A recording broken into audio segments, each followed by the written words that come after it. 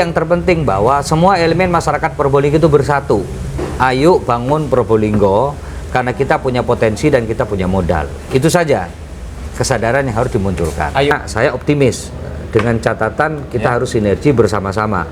Mulai dari pemimpinnya, bupatinya, birokrasinya, Pak Camatnya, kepala desanya, tokoh-tokoh masyarakatnya. Saya kira kalau bersama-sama satu visi untuk membangun Probolinggo, yakin saya, seyakin-yakinnya Probolinggo akan menjadi kabupaten yang lebih maju.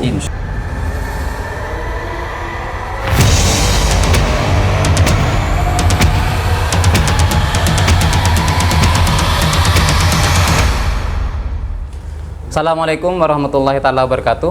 Bismillahirrahmanirrahim. Alhamdulillah. Allahumma sholli ala sayyidina Muhammad wa ala ali sayyidina Muhammad. Bertemu kembali bersama kami di channel Santri Sarjana. Bagi Anda yang baru tonton, jangan lupa like, subscribe, dan komen serta berikan komentar Anda yang paling baik. Dan bagi Anda yang memiliki komentar terbaik akan mendapatkan giveaway dari kami berupa flash disk 32 GB. Lanjut, alhamdulillah dalam kesempatan kali ini kita bertemu dengan tokoh yang sangat spesial sekali yang ada di Kabupaten Probolinggo.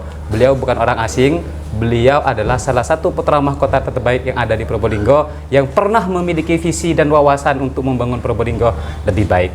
Siapa dia? Yang tak kalah asing dengan beberapa penyaji yang sebelumnya, yaitu yang terhormat Gus Malik Haromain. Assalamualaikum Gus. Waalaikumsalam warahmatullahi wabarakatuh. Ini kita lebih enak menyapa Gus atau Mas ini? Mas saja. Mas ya? Ya. Kenapa kalau Gus? Ya kalau Gus kayaknya ada jarak deh. Kalau Mas kan lebih egaliter, lebih miliar ya? Kosmopolit ya, dan tidak berjarak. Karena memang benar dari beberapa pamflet atau banner beliau itu yang lebih populer disapa dengan Mas Malik Cocok. Beliau ini pernah menjadi salah satu calon kandidat terkuat yang ingin memimpin Probolinggo beberapa periode sebelumnya. Tapi mungkin insya Allah akan ada kesempatan yang lebih baik. Begini Mas Malik, pertama kita ucapkan terima kasih dulu karena dari beberapa kesibukannya jenengan kita diberikan kesempatan untuk berdiskusi bersama kami. Kita ingin berdiskusi tentang membangun desa Mas Malik. Nah kebetulan Mas Malik ini kan adalah staf sus Kemendes ya. Kira-kira program apa atau bagaimana yang dilakukan oleh Kemendes itu Mas Malik? Ya, sejak kita punya Undang-Undang Nomor 6 Tahun 2014 tentang desa, maka target atau capaian untuk pembangunan di desa itu semakin jelas ya. Undang-undang ini adalah undang-undang progresif, undang-undang sangat maju, dan ini insya Allah banyak implikasi positifnya terhadap pembangunan nasional, terutama di desa.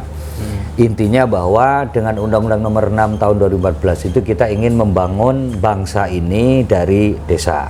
Kenapa dari desa? Karena kita punya 74.900 sekian desa. Undang-undang desa ini secara khusus ngurusin masalah desa.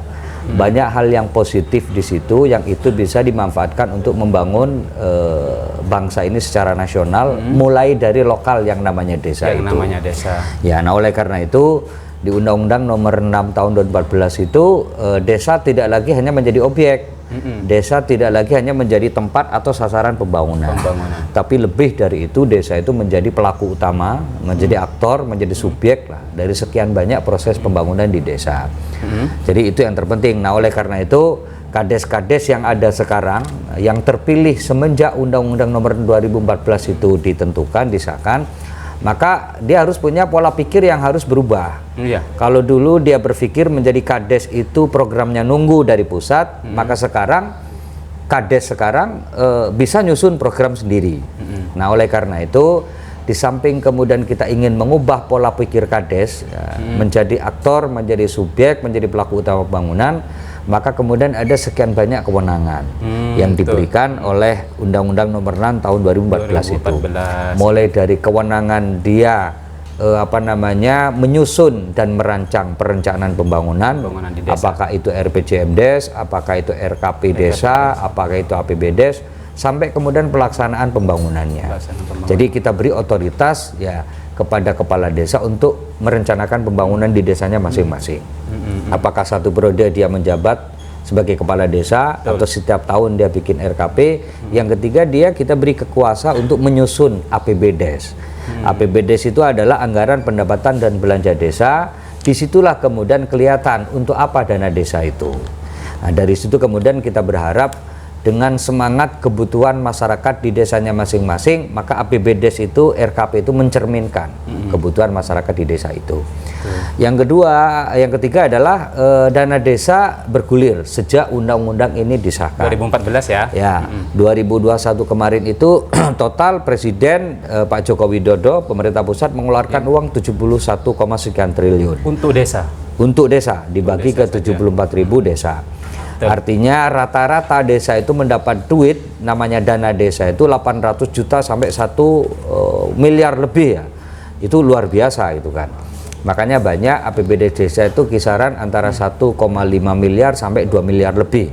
Nah, uang itulah yang dipakai oleh desa untuk membangun desanya masing-masing.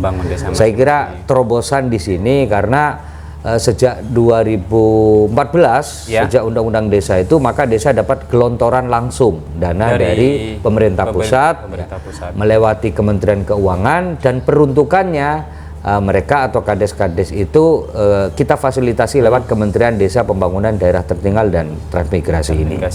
Disitulah tugas kita, saya sebagai Stafsus Kemendes, untuk apa duit dana desa itu kita fasilitasi, kita kasih panduan kepada desa-desa, tentu saja sesuai dengan kebutuhannya. Untuk apa dana desa itu? Setiap desa kan mesti ada kepentingan yang bermacam-macam, yang berbeda-beda. Ya. Tapi intinya terangkum dalam 3 hal. Ya. Apa yang saja pertama, itu? Kira-kira? Yang pertama bahwa dana desa itu benar-benar untuk kemaslahatan warga, manfaatnya dirasakan oleh warga. Bisa dalam bentuk fasilitas jalan, bisa dalam bentuk fasilitas penerangan, bisa dalam bentuk pembangunan-pembangunan yang lain. Yang penting itu dirasakan oleh warga. Yang kedua, dana desa itu digunakan untuk mengungkit atau membangkitkan ekonomi lokal desa masing-masing. Nah, nanti ada BUMDes. Nah, kita ceritakan nanti BUMDes itu apa gitu. Yang ketiga, kita berharap dana desa itu digunakan untuk mengangkat peningkatan kapasitas sumber daya manusia di desa-desa itu. Entah dalam bentuk beasiswa, entah dalam bentuk dukungan terhadap pendidikan formal atau non formal. Jadi banyak sekali karakter di desa-desa itu. Nah, harapan kita dengan ada dana desa, dengan kewenangan yang dimiliki oleh kepala desa dan perangkat desa, maka kepala desa bisa merencanakan pembangunannya sendiri sesuai kebutuhan di desa itu secara mandiri. Dan dilaksanakan juga secara mandiri. Nah, karena itu saya berharap dengan Undang-Undang Nomor 6 Tahun 2014 itu di mana kewenangan desa itu diberikan, dana desa itu diberikan, artinya ada akselerasi atau percepatan pembangunan di desa itu. Ada pemerataan pembangunan di desa itu, dan pemerataan pembangunan itu kita berikan kepada desa mulai sejak merencanakan pembangunan, melaksanakan pembangunan, sampai kemudian memonitor, memantau perjalanan pembangunan di desa itu.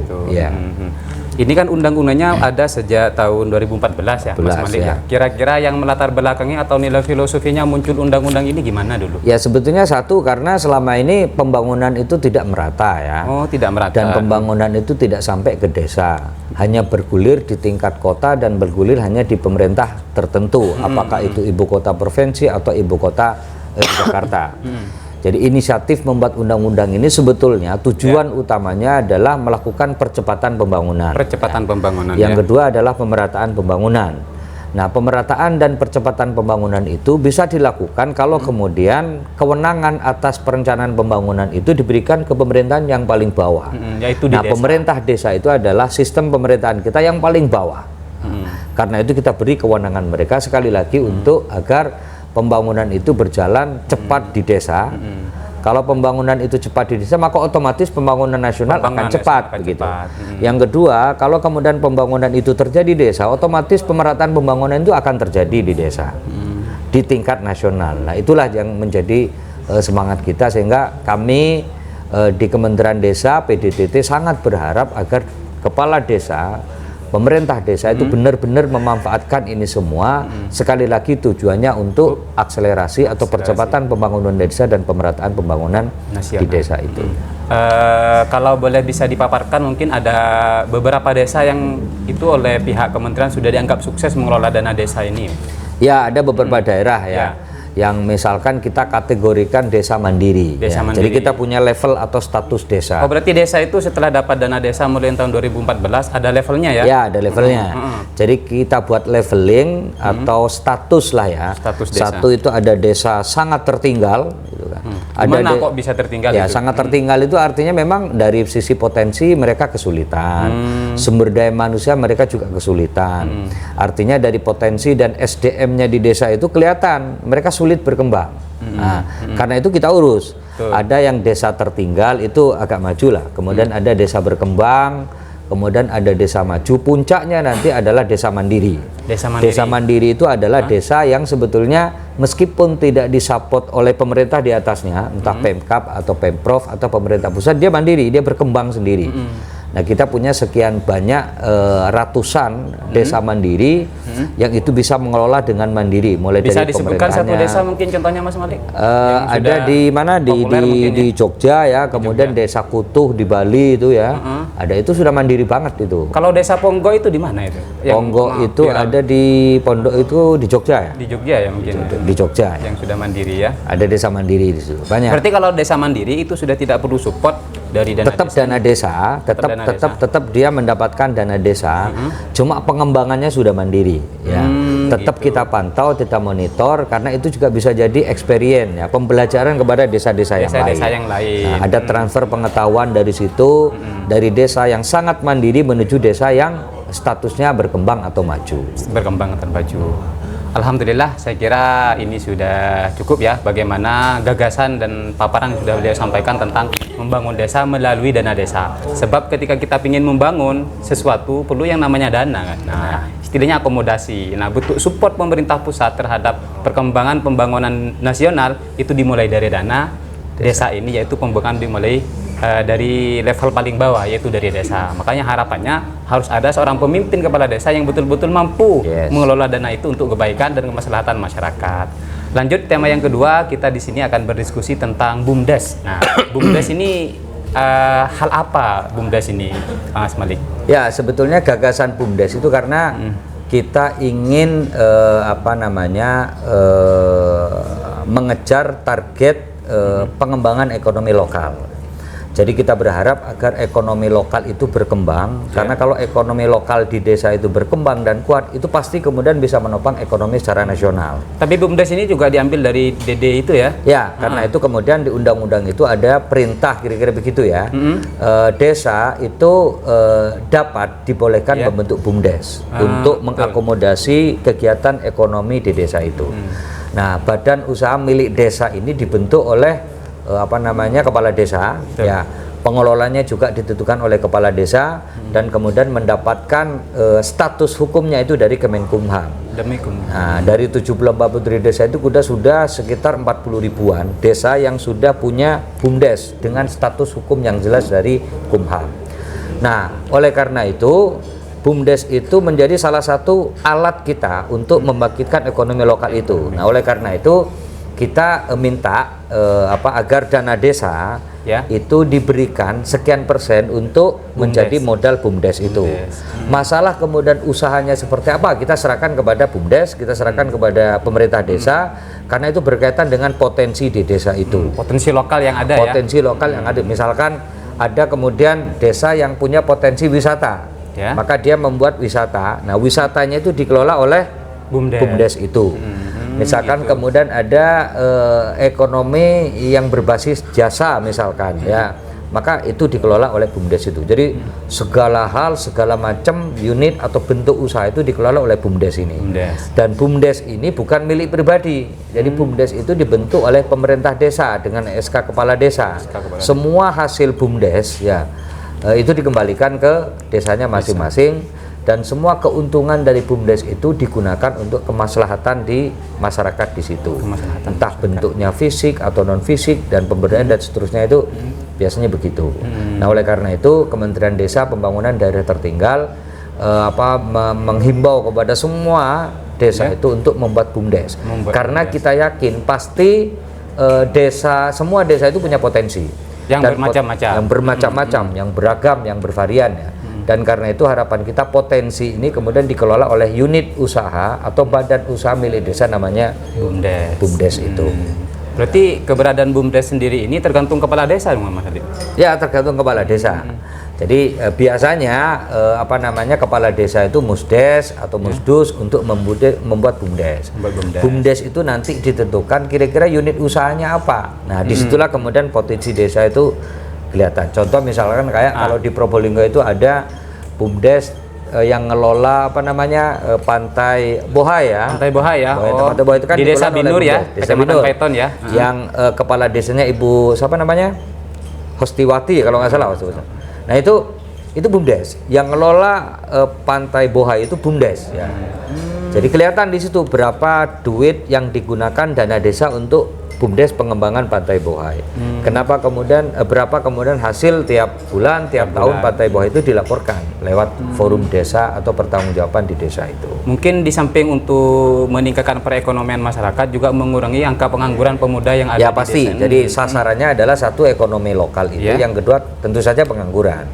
Kalau BUMDesnya besar dan menyerap tenaga kerja itu kan luar biasa bagus ya. Betul. Nah, karena itu harapan kita tetap saja bahwa BUMDes itu tujuan utamanya adalah mengungkit dan memperkuat ekonomi lokal desanya masing-masing dengan potensi yang dimiliki oleh masing-masing desa itu. Masing-masing desa. Jadi salah satu kearifan lokal yang ada di Kabupaten Probolinggo itu teman-teman, yaitu tempat wisata yang bernama Bohai. Namanya Binur Harmoni ya. Ada di Krucil itu ada Ekopark gitu. Oh, Ekopark. Oh, itu BUMDes juga Mas. Itu BUMDes bekerja sama dengan CSR, PT, ISL ya, atau apa itu ya. Nah, saya kira itu bagus, satu pembelajaran buat masyarakat di desa di sekitar Ekopark itu, Berme, dan itu bermanfaat bukan hanya untuk masyarakat Berme, tetapi bermanfaat untuk masyarakat Kabupaten Probolinggo yang lain. Jadi kegiatan-kegiatan ekonomi seperti yang kita harapkan, dan kita berharap jangan individu yang garap, tetapi BUMDes ini yang menjadi satu-satunya wahana untuk menggarap potensi desa. Karena dananya sudah ada. Nah, dananya ada, modalnya sudah ada. Makanya kalau kemudian di desa itu sudah ada BUMDes, maka kemudian BUMDes itu diberi modal. Modal itu diambil dari sebagian sekian persen dari dana desa. Berarti teman-teman yang ada di luar Kabupaten Probolinggo, silahkan berkunjung ke beberapa tempat wisata yang ada di Kabupaten Probolinggo, dan itu rata-rata adalah hasil kreativitas masyarakat desa yang ada di desa masing-masing melalui dana desa ini. Ya tentunya kita harus banyak berterima kasih lah kepada para ahli politik yang sudah membela desa gitu nih. Membela desa. Nah, terakhir ini mungkin Mas Malik, di sini kita akan berdiskusi tentang membangun Probolinggo. Kata apa yang mungkin akan disampaikan Mas Malik untuk membangun Probolinggo ini? Ya, sebetulnya kami sebagai warga Probolinggo juga punya optimisme ya.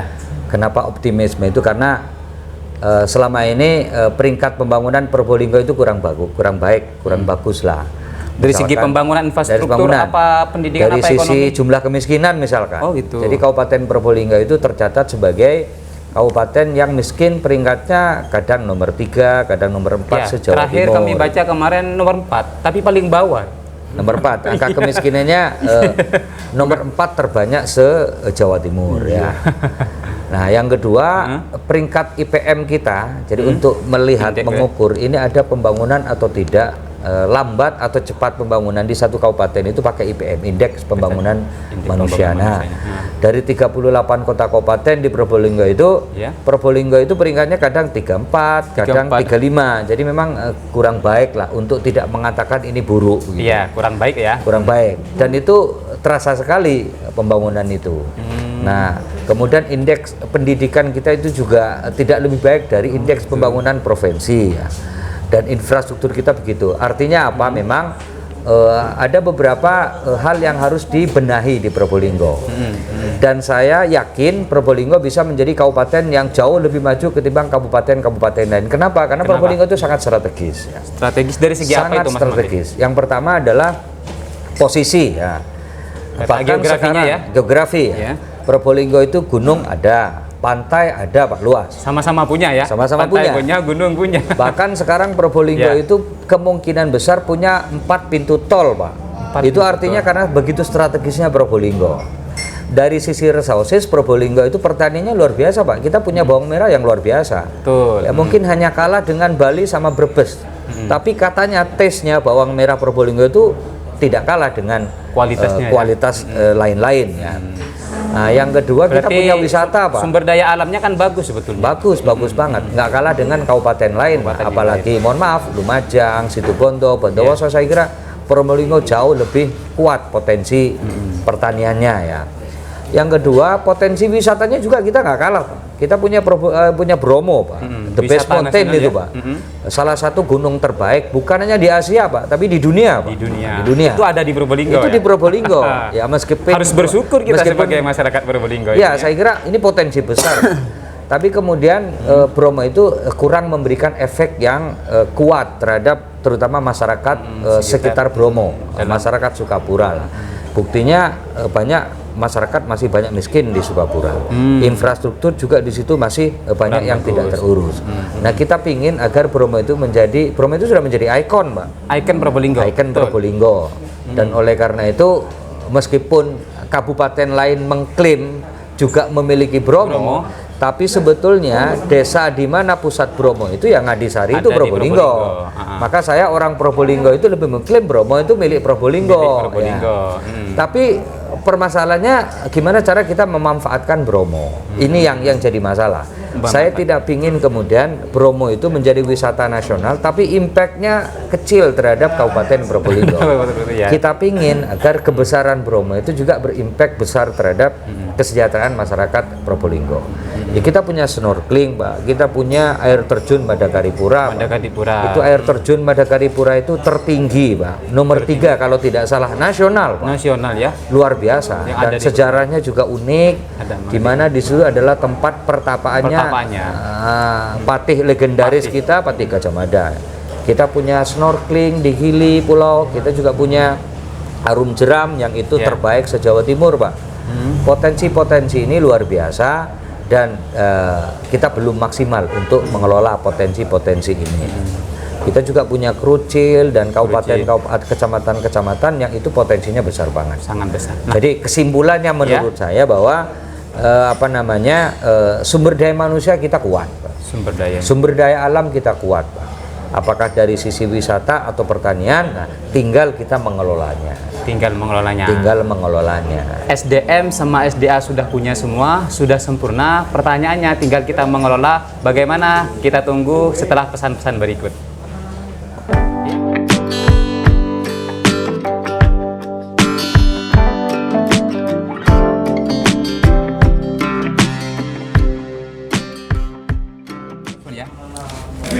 Alhamdulillah, tetap bersama kami di channel Santri Sarjana. Bagi Anda yang baru tonton, jangan lupa like, subscribe, dan komen. Dan bagi Anda yang memiliki komentar terbaik akan mendapatkan giveaway dari kami berupa flash disk 32 GB. Alhamdulillah, ini akan memasuki sesi terakhir kita. Sekali lagi kami sangat-sangat mengucapkan banyak terima kasih kepada Mas Malik. Gagasan, wawasan, serta opini yang sudah beliau sampaikan begitu menggugah dan menggetarkan hati. Semoga para penonton semuanya juga bisa terinspirasi dengan apa yang sudah beliau sampaikan. Harapannya ini mungkin Mas Malik, tadi kan sampean sudah menyampaikan dan memaparkan tentang membangun Probolinggo. Kalau SDM, SDA sebetulnya sudah sempurna. Tinggal bagaimana mengkolaborasikan antara SDM dan SDA ini menjadi Probolinggo lebih baik mungkin. Kira-kira mau dimulai dari mana Mas Malik? Jadi begini, saya kira membangun itu kan tidak gampang ya. Apalagi membangun Probolinggo yang background pembangunannya seperti itu. Tadi kita udah disampaikan ya, angka kemiskinan, angka pengangguran, kemudian gizi buruk, angka stunting itu kan masih tinggi. Indeks pendidikan kita juga seperti itu. Kemudian investasi itu nggak masuk-masuk, yang ada justru divestasi. UMR kita masih di kisaran 2,2 sampai 2,4 juta, jauh dengan kabupaten lain. Ini kan persoalan, Pak. Oleh karena itu memang Probolinggo itu kemudian butuh pertama butuh kepala daerah yang visioner, Pak. Yang saya maksud visioner itu memang punya semangat, spirit untuk membangun Probolinggo. Yang kedua nggak cukup visi, Pak. Dia harus punya kompetensi, Pak. Dia punya keahlian, dia punya kemampuan untuk membangun Probolinggo. Yang ketiga saya kira juga punya strategi ya. Jangan sampai kemudian ada orang baik menjadi bupati di Probolinggo tapi nggak ngerti gimana cara bangunnya. Nah, itu kan jadi masalah ya. Orang baik tapi nggak ngerti cara membangunnya. Nah, ini kan butuh pengalaman, butuh experience dan butuh keahlian tertentu untuk melakukan itu. Nah, yang ketiga saya kira tentu saja dukungan moral ya. Dan saya kira dukungan para ulama, para kiai di Probolinggo itu penting banget karena itu berkaitan dengan mobilisasi dukungan masyarakat terhadap kebijakan pemerintah. Kenapa saya sampaikan kepala daerah itu sangat menentukan karena ya kepala daerah itu dia punya kuasa, kuasa merencanakan pembangunan, kuasa menggunakan anggaran. Dia decision maker untuk membuat kebijakan apapun yang terkait dengan Probolinggo. Nah, yang kedua adalah birokrasi, Pak. Birokrasi. Ya, kita punya pemimpin yang baik, yang visioner, yang bagus, tapi kalau birokrasinya nggak dukung kan juga jadi masalah. Dan saya yakin SDM birokrasi di Probolinggo itu potensial banget. Nah, tinggal bagaimana cara memanage mereka, gitu kan. Kepala dinas kita juga lumayan bagus, kemudian aparat kita juga lumayan bagus. Artinya birokrasi kita itu tinggal kemudian bagaimana mengelola dan memanage.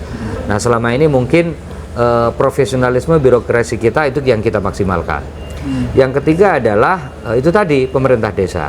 Jadi saya membayangkan Probolinggo itu pemerintah Kabupaten Probolinggo harus bersinergi Pak, dengan pemerintah desa. Kenapa saya bersinergi? Dari sisi anggaran saja. Pemkab itu punya APBD. Kekuatan APBD kita itu 2 triliun lebih, Pak. Kabupaten Probolinggo ya? Ya, 2,2 antara 2,2 sampai 2,6 triliun. Ini kan besar, Pak. Lumayan. Besar. Meskipun mungkin 60%-nya untuk pengeluaran, tapi besar lah, Pak itu. Kemudian kita punya dana desa. Nah, sampean tahu dana desa di Probolinggo itu besar banget. Rata-rata satu desa 1 M kan? Rata-rata 1 M. Secara total di Probolinggo itu tahun 2021 kita punya dana desa 429 miliar, Pak. Tahun ini kita punya 403 miliar, Pak. Itu kan besar banget. Kalau itu disinergikan dengan APBD kita, itu luar biasa. Satu. Yang kedua saya kira kita pasti dapat supporting dari pemerintah provinsi, dekonsentrasi. Kita juga dapat pasti supporting dari pemerintah pusat. Jadi saya membayangkan membangun Probolinggo itu bisa karena kita anggarannya ada, resourcesnya ada, SDM-nya ada gitu. Nah, oleh karena itu saya optimis dengan catatan kita harus sinergi bersama-sama. Mulai dari pemimpinnya, bupatinya, birokrasinya, Pak Camatnya, kepala desanya, tokoh-tokoh masyarakatnya. Saya kira kalau bersama-sama satu visi untuk membangun Probolinggo, yakin saya, seyakin-yakinnya Probolinggo akan menjadi kabupaten yang lebih maju. Insya Allah. Ya, dibanding Situbondo, Bondowoso, resources kita jauh lebih kuat, Pak. Posisi kita jauh lebih strategis, Pak. Nah, oleh karena ini kesempatan emas untuk melakukan perubahan itu dengan catatan itu tadi, Pak. Ada kebersamaan, ada kesadaran bersama kita semua elemen di masyarakat di Probolinggo untuk membangun bersama-sama Probolinggo. Lupakan masalah-masa lalu, nggak usah menoleh ke belakang, kita menoleh ke depan. Saya kira itu kuncinya. Nggak usah kemudian cekcok terus-menerus. Kita sadar semuanya bersatu untuk membangun Probolinggo. Yakin Probolinggo itu 1-2 tahun ke depan itu akan jauh lebih berkembang dan lebih maju. Jadi kabupaten yang mungkin bisa lebih baik dari kabupaten yang sudah maju-maju itu. Ya, tidak lagi menjadi kabupaten miskin, tidak lagi menjadi IPM yang rendah begitu, tapi menjadi kabupaten yang melesat berkembang di kabupaten lain. Dari gagasan dan wawasan yang beliau sampaikan, kayaknya beliau sudah cocok ini untuk memimpin Probolinggo ini. Gimana, Mas Malik? Ya, saya serahkan kepada masyarakat Probolinggo dan saya yakin bahwa tokoh Probolinggo, masyarakat Probolinggo sudah bisa kok, dan sudah bisa menghitung, mengkalkulasi, mempertimbangkan kira-kira sosok pemimpin seperti apa, yang kira-kira punya visi pembangunan yang baik, dia kompeten, dia mampu, dan dia mampu menyatukan kekuatan-kekuatan di Probolinggo itu. Karena kalau tidak bersama akan sia-sia. Ya, untuk pasti. Bersama ini butuh seorang nahkoda yang betul-betul bisa diterima di kalangan seluruh masyarakat Kabupaten Probolinggo. Ya. Sangat terakhir sekali mungkin Mas Malik, karena kita di sini adalah channelnya pemuda juga ya. Kita pingin apa yang mungkin perlu sampean sampaikan kepada para kaum milenial pemuda hari ini mungkin. Ya, saya kira pemuda itu pegang peranan penting ya. Bahkan secara nasional kita punya bonus demografi, Pak. Dan saya kira di Probolinggo kita punya banyak potensi anak muda yang luar biasa. Iya. Kita punya Nurul Jadid, kita punya Genggong, kita punya beberapa pondok pesantren yang semuanya itu adalah mengelola sumber daya manusia. Dan saya yakin bahwa potensi pemuda-pemuda atau anak muda di Probolinggo itu bisa kita tingkatkan. Tinggal memanage dan mengelolanya. Sekali lagi itu bisa kita lakukan karena kita punya anggaran, Pak. Anggaran. Kita punya resources, Pak. Dan kita tersedia sumber daya manusia itu. Yakin saya bisa itu tidak dilakukan. Insya Allah bisa ya. Bisa, yakin bisa. Untuk Probolinggo lebih baik. Yes. Terima kasih sekali Mas Malik. Ada lagi mungkin yang perlu disampaikan di kesempatan kali ini? Ya, terima kasih banyak ya. Dan saya berharap bahwa apa yang saya sampaikan itu usulan. Ini gagasan. Ini ide gitu kan. Betul. Ide itu bisa diperdebatkan, bisa disetujui dan mungkin bisa ditolak. Tapi yang terpenting bahwa semua elemen masyarakat Probolinggo itu bersatu. Ayo bangun Probolinggo karena kita punya potensi dan kita punya modal. Itu saja kesadaran yang harus dimunculkan. Ayo bersatu untuk Probolinggo menjadi nomor 1. Yes, menjadi nomor 1. Insya Allah ya. Alhamdulillah dalam kesempatan ini sudah banyak ilmu, wawasan dan gagasan. Semoga ini menjadi hal baru dan pencerahan bagi kita, terutama masyarakat Probolinggo untuk menuju Probolinggo nomor 1 tentunya. Terakhir Mas Malik, kita punya moto ini. Nanti kalau kita bilang santri sarjana, jawabannya life excellent. Life excellent. Ya. Terima kasih, itu saja, kurang lebihnya mohon maaf. Santri sarjana life excellent. Assalamualaikum warahmatullahi wabarakatuh.